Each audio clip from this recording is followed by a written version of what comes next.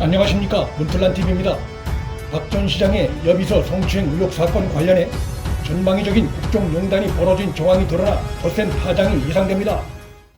집권 세력은 사건이 발생한 지 며칠이나 지났다고 벌써 진상조사엔 무관심한 태도를 드러내고 있고, 시효가 지난 장자연 사건 재조사를 지시하던 문재인도 자신의 주 업무와는 무관한 부동산 문제를 거론하고 있는 추미애도 이번 사안에 대해선 침묵하는 태도를 보이고 있습니다.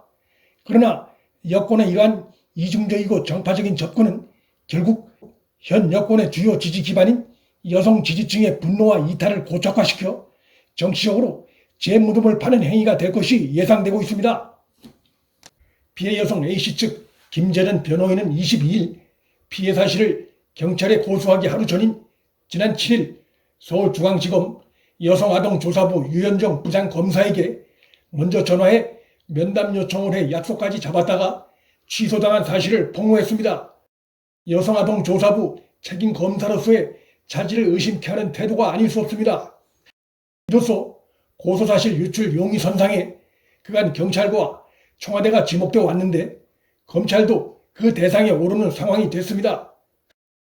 논란이 커지자 검찰에선 절차상 사전 면담은 어려우니 필요하다고 판단되면 절차에 따라 고소장 접수를 하도록 안내했다고 주장했습니다. 부장검사가 절차를 몰라서 실수를 했다는 것인가? 상식적으로 납득하기 어려운 해명입니다. 신속성과 비밀 유지를 생명을 하는 이번 사건에서 절차를 이유로 댔다는 것은 설득력이 없습니다. 더욱이 부장검사는 피고소인이 누군지 확인돼야 면담을 검토할 수 있다고 해서 피해자 측이 피고소인을 밝혔고, 그래서 면담 일시가 잡혔던 그 과정과도 맞지 않는 해명입니다. 결국 이번 사안이 현 정권과도 관련된 민감한 사안이란 점을 감안하면 면담 약속이 번복되기까지 서울중앙지검 내부 혹은 법무부와의 관계에서 무슨 일이 있었다고 보는 게 합리적인 의심입니다. 서울중앙지검에서 내놓은 궁색한 입장도 이런 의심을 뒷받침합니다. 중앙지검은 대검찰청이나 법무부 등 3급 기관에 관련 사실을 보고하지 않았다고 밝혔습니다.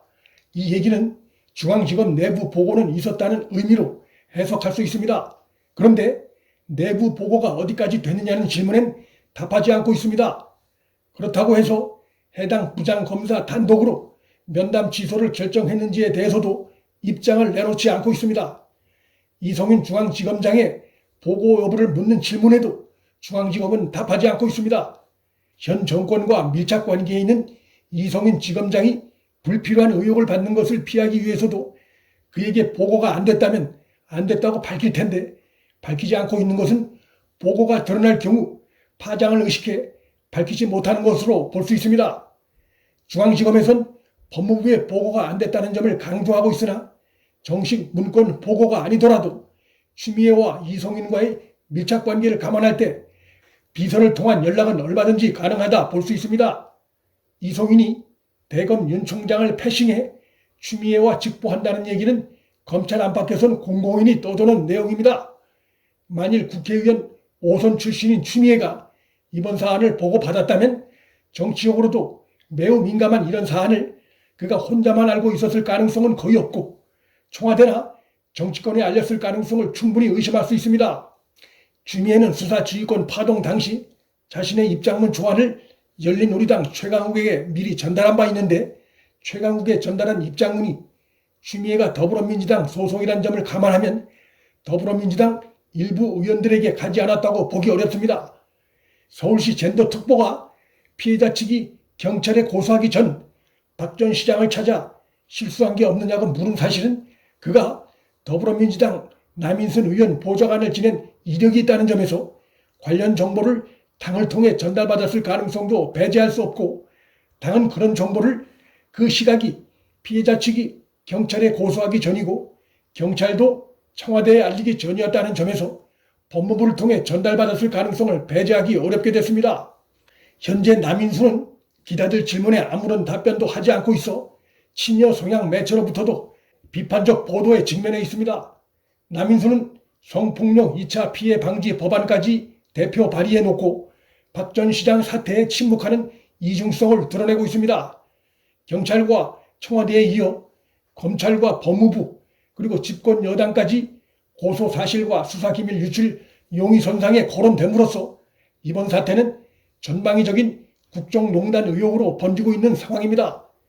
윤 총장이 직접 지휘하는 대검은 중앙지검에 이번 사안 관련 경위 파악을 지시했습니다.